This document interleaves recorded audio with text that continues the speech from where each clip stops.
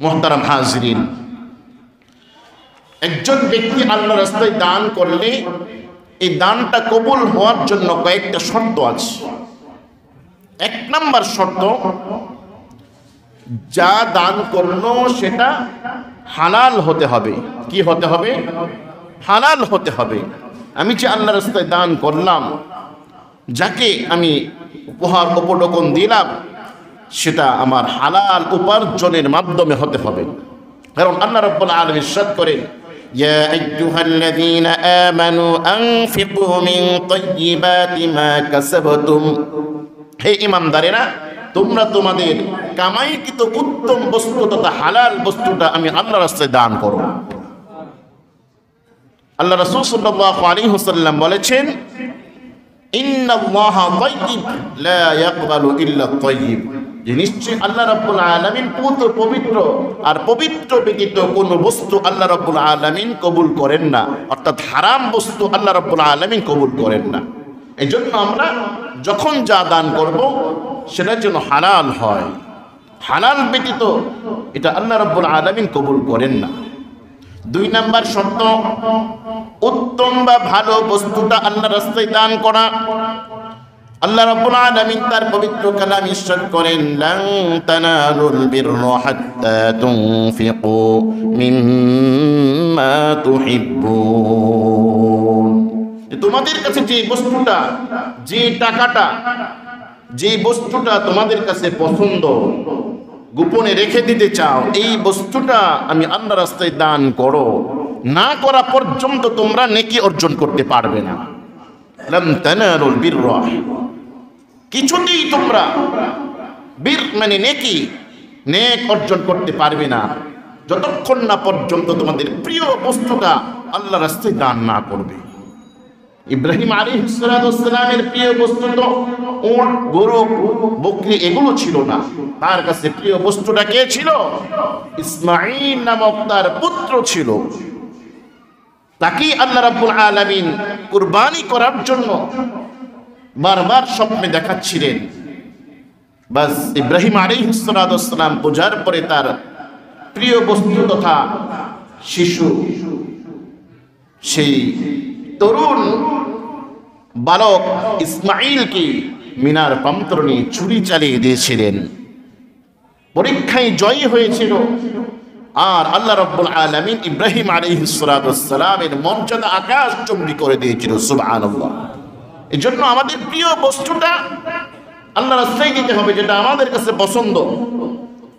আমরা গরিবদেরকে টাকা দেই, মসজিদে টাকা দেই, দেওয়ার সময় দেখি 2 টাকা 5 টাকা ছিঁড়া নোট আছে কিনা। কি ভাই, এরকম হয় অনেক সময়। কিন্তু এখানে দেখতে হবে ভালো নোট কোনটা, চকচকে নোট কোনটা, এটা দেওয়া। যাকে দেই সে যেন সাথে সাথে খুশি হয়ে যায়। মসজিদের মধ্যে ছেঁড়া নোট, 2 টাকা 5 টাকা, ছেঁড়া নোট না দেওয়া। না থাকলে সেটা ভিন্ন কথা, কিন্তু বেছে বেছে ভালোটা রেখে ছেঁড়া নোট দেওয়া এটা উচিত নয়। 3 নাম্বার, নিজের প্রয়োজনের অতিরিক্ত দান করা। এমনটা ইসলাম পছন্দ করে না যে আল্লাহর রাস্তায় সব দিয়ে দিলাম। এমন আবু বকর রাদিয়াল্লাহু তাআলা আনহুর মতো, ওমর ফারুক রাদিয়াল্লাহু তাআলা আনহুর মতো, হযরত ওসমান আলী রাদিয়াল্লাহু তাআলা আনহুমের মতো ঈমান আমাদের হয় নাই। সব দিয়ে দিলাম। আল্লাহ রাব্বুল আলামিন কোরআনের আয়াত নাযিল করলেন আল্লাহ রাসূলের উপর। সাহাবায়ে কেরাম জিজ্ঞাসা করল, ইয়া রাসূলুল্লাহ, আল্লাহর রাস্তায় কত পরিমাণ দান করব? ওয়ায়াসআলুনাকা মাযা ইউনফিকুন কুলিল আফ। আল্লাহ রাব্বুল আলামিন জানিয়ে দিলেন, তোমাদের যে প্রয়োজনীয় ফরজ নিজে ভালো করে চলতে পারবে, সাথে সাথে তোমার অধীনস্থরা ভালোভাবে চলার পর যেটা অতিরিক্ত সেটা আল্লাহর রাস্তায় দান করো। এটা আল্লাহ রাব্বুল আলামিন স্পষ্ট করে দিয়েছেন। আর কি, والذين إذا أنفقوا لم يسرفوا ولم يقتروا وكان بين ذلك قواما। দান করার ক্ষেত্রে মাঝামাঝি পথ অবলম্বন করা, একেবারে সব দিয়ে না দেওয়া, আর একেবারেই নিজেকে দান করা থেকে বঞ্চিত রাখা, এটা না করা। দানের কালেকশন হয়, অনেকেই দেয় না। যারা দেয় সদা সর্বদা এড়াই দেয়, আপনার কি নেকি দরকার নাই? ওরা 5,000 দিতেছে, 1,000 দিতেছে, আপনি 100 টাকা দেন, 50 টাকা দেন, বাটি যায় সামনে দিয়ে, দানের খবর নাই। যারা দেয় সর্বদাই তারাই দেয়, যারা দেয় না তারা দেয় না, এরকম না। উনি মসজিদ দিয়ে বিশাল সওয়াব অর্জন করতেছেন, আমি আমার সাধ্য অনুযায়ী আমি 50 টাকা দিলাম। আর মনে রাখবেন, যেটা সদা সর্বদাই চলে, বছরে একবার দিলাম এটা না, প্রত্যেক শুক্রবার নিজের পকেটে টাকা রাখা, যে এটা মসজিদে আমি দিব, মসজিদের হক, এটা মসজিদের টিউব আলো আমি ব্যবহার করতেছি, ফ্যানের বাতাস আমি খাচ্ছি, সাথে সাথে অন্য অন্য খরচ আদি রয়েছে, এটার জন্য আল্লাহর রাস্তায় আমি দান করলাম। এটা এক্সাম্পল, মসজিদ দিয়ে উদাহরণ দিচ্ছি, অন্য অন্য ক্ষেত্রে আরো বেশি। তাহলে আমার দানের ক্ষেত্রে আমাকে মধ্যম পন্থা অবলম্বন করা, একেবারেই সব না দিয়ে দেওয়া, ওই রকম ইমান তো আমাদের নেই। আর একবারে নিজেকে বঞ্চিত রাখা, এটাও ঠিক নয়। আমার সাধ্য অনুযায়ী আমি সেখানে দান করব, তাই বলে 2 টাকা 1 টাকার নোট, সিরা নোট, এরকম না। 4 নাম্বার, আল্লাহর জন্য দান করা, মানুষকে দেখানোর জন্য নয়। আমি যা দান করব মানুষকে দেখানোর জন্য নয়, আল্লাহর রাস্তায় আমি আল্লাহর জন্য দান করব। মনে রাখবেন, কেউ বিশাল অট্টালিকা মসজিদ তৈরি করে দিল মানুষকে দেখানোর জন্য, সে কিন্তু তার নিয়ত যদি থাকে মানুষকে দেখানোর জন্য, এই বিশাল মসজিদ দেওয়ার পরও সে আল্লাহ রাব্বুল আলামিনের কাছ থেকে 1 টাকাও, একটা নেকিও সে পাবে না। আর অন্যদিক দিয়ে এই মসজিদে কোনো ব্যক্তি যদি টিস্যু পেপার 20 টাকা দিয়ে প্রস্রাবখানায় ঝুলিয়ে দেয় ইখলাসের সাথে, দেখা যাবে এই টিস্যু পেপারের কারণে, একটা টিস্যু পেপারের কারণে কাল হাসরের ময়দানে সে জান্নাত পেয়ে যাবে। সুবহানাল্লাহ। আমার আপনার থাকতে হবে কি? ইখলাস, একনিষ্ঠতা, আল্লাহর জন্য করা। যা করব সব কিছু কার জন্য? আল্লাহ রাব্বুল আলামিনের জন্য। এজন্য ইখলাস থাকা চাই। মুহতারাম হাজরিন, 5ম নাম্বার, যে গোপনে দান করার চেষ্টা করা। গোপনে দান করার মধ্যে, এটার মধ্যে ইখলাস থাকে। মসজিদে বাহিরে দান বাক্স আছে, এখানে 500 টাকা ঢুকাই দেন, এভাবে মসজিদের শুক্রবারে দান বাক্স যায়, এখানে দেন। গোপনের আত্মীয় স্বজনের মধ্যে কারা গরিব আছে, কিংবা কোথায় শীতে মানুষ কাঁপছে, সেখানে যে গোপনে আস্তে করে কম্বল দিয়ে আসে, এটার মধ্যে ইখলাস পাওয়া যায়। আর হাইলাইটস করে বিভিন্নভাবে মানুষকে দেখানোর জন্য, এটাও জায়েজ আছে, মানুষকে উৎসাহ প্রদানের জন্য, এটা মাঝে মাঝে করা। আর গোপনের দানটা বেশি করা। মুহতারাম হাজরিন, 6ষ্ঠ নাম্বার, নিকট আত্মীয়দেরকে দানের ক্ষেত্রে প্রাধান্য দেওয়া।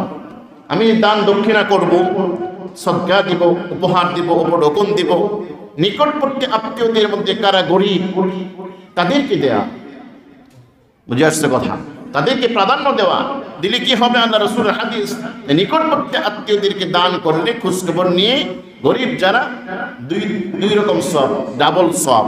এক তো আত্মীয়র হক আদায় হয়ে গেল, দ্বিতীয়ত সাধারণ দানের সওয়াব, নেকি অর্জিত হলো। সুবহানাল্লাহ। আর হাদিয়া তোহফা, এটা তো সকলের জন্য আপনি দিতে পারেন। আপনার আশেপাশে পাড়া মহল্লায় ভালোবাসার বন্ধন সৃষ্টি করার জন্য হাদিয়া তোহফা দিতে পারেন, দোয়া নেওয়ার জন্য দিতে পারেন। বিভিন্ন ভাবে আমরা দান করতে পারি। মুহতারাম হাজরিন, এভাবে আত্মসম্মান বোধ ব্যক্তিকে দান করা। আত্মসম্মান বোধ মানে সম্মানের কারণে সে ফকিরের মতো, মিসকিনের মতো চায় না, সে নিজে ফিটফাট থাকে কিন্তু খাবার পেটের মধ্যে নেই। এটা ভালো। আত্মসম্মান বোধ প্রত্যেকেরই থাকা উচিত। চাওয়াচুই এটা তো পছন্দ না। মসজিদের মধ্যে কোনো বিক্ষোভ দাঁড়িয়ে গেলে ধমক দিয়ে বসিয়ে দেওয়া, এটাও সুন্নত। মসজিদের মধ্যে নিজের ব্যক্তি কেন্দ্রিক চাওয়া, সাহায্য চাওয়া, এটা হাদিসের মধ্যে নিষেধ রয়েছে। অনেকে দাঁড়িয়ে যায় নামাজের পরে, অনেকে আমাকে রিকোয়েস্ট করে যদি একটু বলে দেন, তার ভিক্ষার কথা আমি মাইক দিয়ে বলে দিই। নিজে নিজে দাঁড়িয়ে এটাই তো জায়েজ নাই। একজন ইমাম সাহেব নামাজের পরে বলে দিবে, কোনোভাবে এগুলো জায়েজ নাই। আর মসজিদের ভিতরে কোনো ভিক্ষুক, যে কোনো মসজিদের ভিতরে যদি কেউ হাত পাতে তাকে কোনোভাবে সাহায্য করবেন না। বাহিরে রাস্তায় দাঁড়ালে সেটা ভিন্ন কথা। এ হচ্ছে সহিহ মাসআলা। তাহলে নিকটবর্তী আত্মীয়দেরকে প্রাধান্য দেওয়া, নিকটবর্তী যারা আছে তাদেরকে হাদিয়া তোহফার মাধ্যমে খুশি করা, ভালোবাসার বন্ধন সৃষ্টি হয়। এভাবে আত্মমর্যাদা সম্মান ব্যক্তি, আত্মমর্যাদা বোধ যারা রাখে তাদেরকে কি হাদিয়া দিয়ে গোপনে তাদেরকে দিয়ে দেওয়া। মুহতারাম হাজিরিন, দানের খোটা না দেওয়া। দান করলাম, খোটা দিলাম, কোটি টাকা দান করলো, শেষ।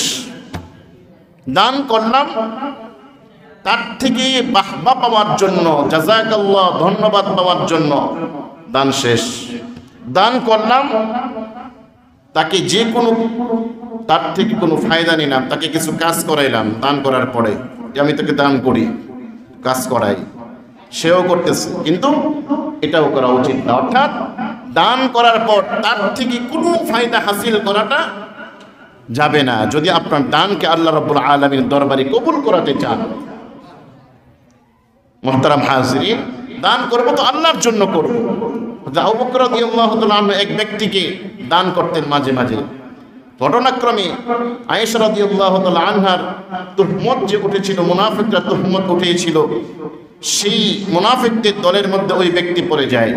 আবু বকর সিদ্দিক রাদিয়াল্লাহু তাআলা আনহু তাকে দান করা, সাহায্য করাটা কি বন্ধ করে দিলেন। আল্লাহ রাব্বুল আলামিন আয়াত নাযিল করলেন, আবু বকর রাদিয়াল্লাহু তাআলা আনহুকে সতর্ক করলেন যে তুমি যে দান করাটা বন্ধ করেছো, এটা তো ঠিক হয় নাই, কারণ তুমি দান করতেছো আমি আল্লাহ রাব্বুল আলামিনকে খুশি করার জন্য।